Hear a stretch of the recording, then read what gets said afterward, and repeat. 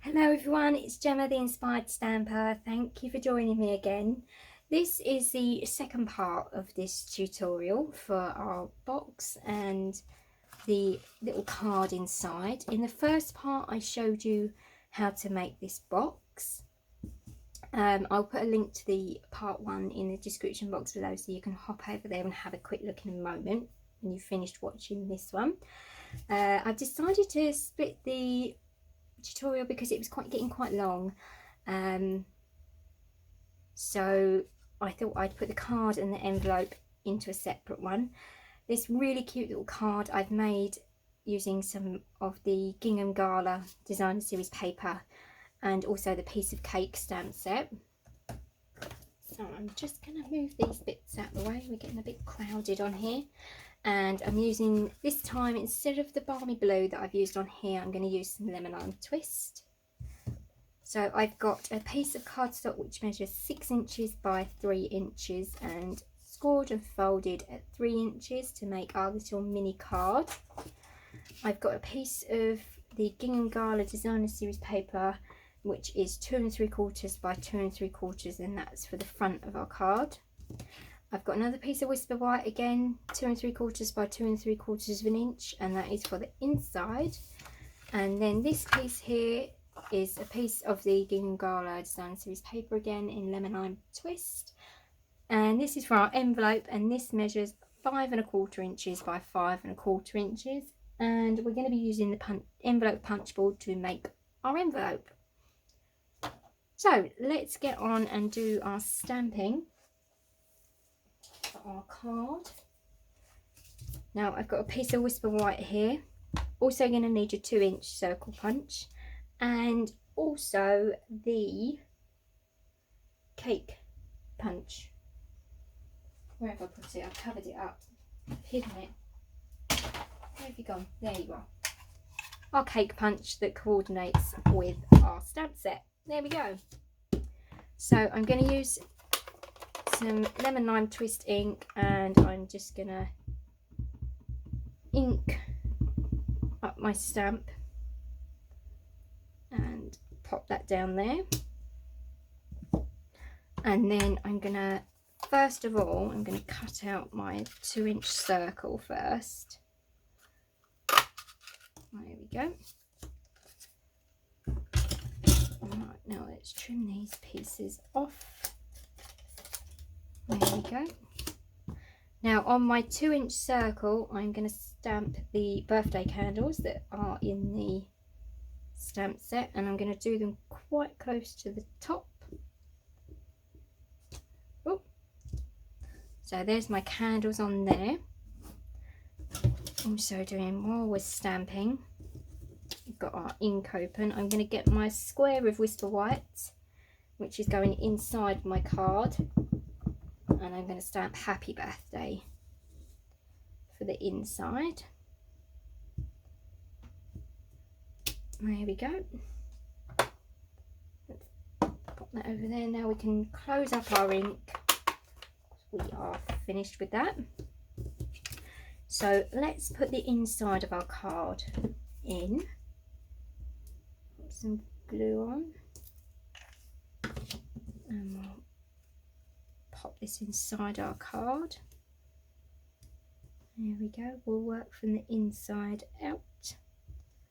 So there's the inside of our card done. Now I'm going to attach our patterned paper to the front of our little card as well.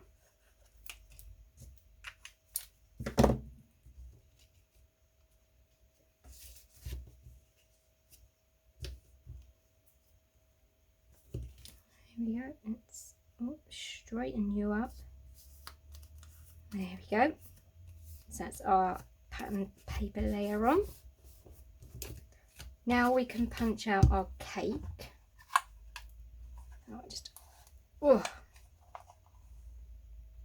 open up that. There we go. Mine's a bit stiff. There we go. Let's slide this in.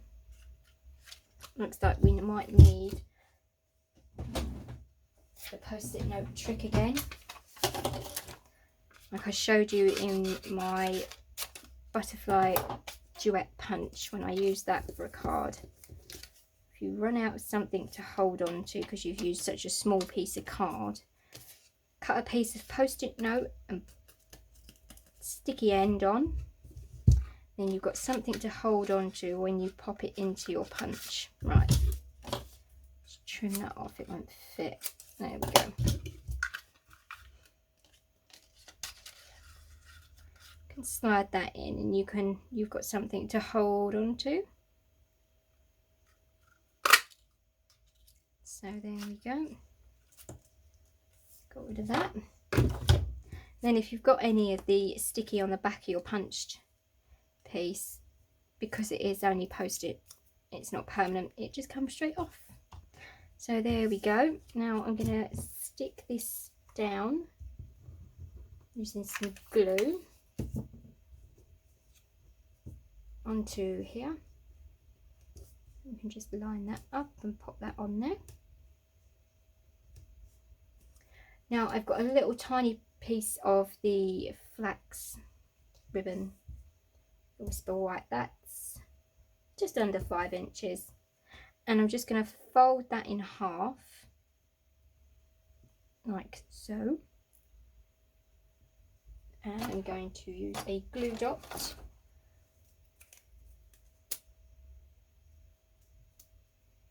to pop this on our card. So I'm just gonna roughly work out where I want to put it,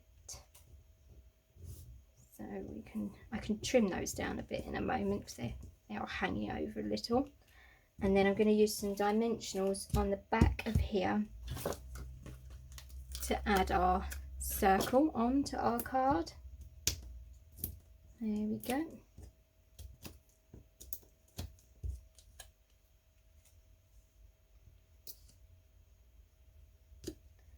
Pop that on there. As I said, I can trim those down a little so they don't hang over. There we go. And then I've got some of the adhesive backed gingham gala sequins.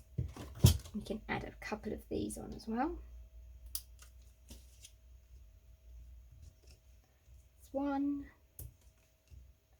2. There we go. So there's our little card done. Now to make our envelope, let me grab my envelope punch board. Let's pop that out of the way. All your sizes, remember, are listed on here. So all I did to find the right size is went to 3 by 3. So then it told me I need a 5 1/4 by 5 1/4 inch piece of card or paper. And my first punching score is going to be at 2 5/8 of an inch. So let's pop that in at 2 5/8, and then we're going to punch and score. Round we go.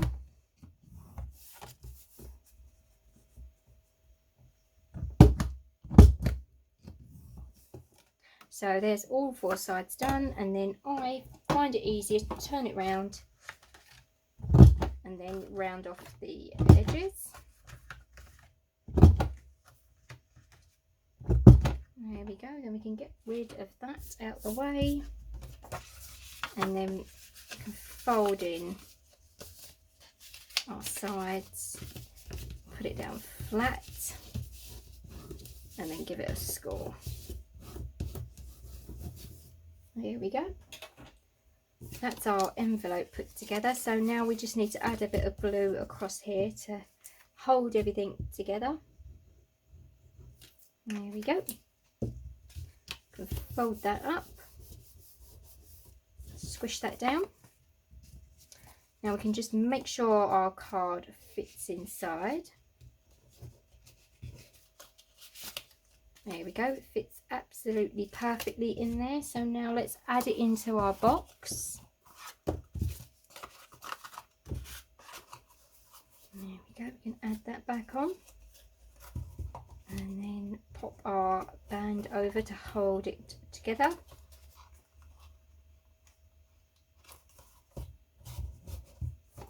Here we go, and there we've got our box. Here's our other one. So I've done one in balmy blue and one in lemon lime twist. There we go. So you'll see it doesn't really matter what way round you put them, so you can have it going that way or that way. There we go. I mean, if you really wanted to be different, you can have one side plain, one side decorated. There we go. Let's put it round that way. A little bit more interesting, isn't it? Or you could use coordinating designer series paper on different sides. There we go. I quite like that actually. One plain, one decorated, and then it's the same on the other side. There we go. So that is our project finished and made. Thank you for bearing with me on this one. It's been quite a long tutorial in the other part. Again, I will put the link to the first part for the box in the description box below, along with a link to my blog with all the measurements of everything for this project and everything I used. And until next time, happy crafting. Thank you again. Bye.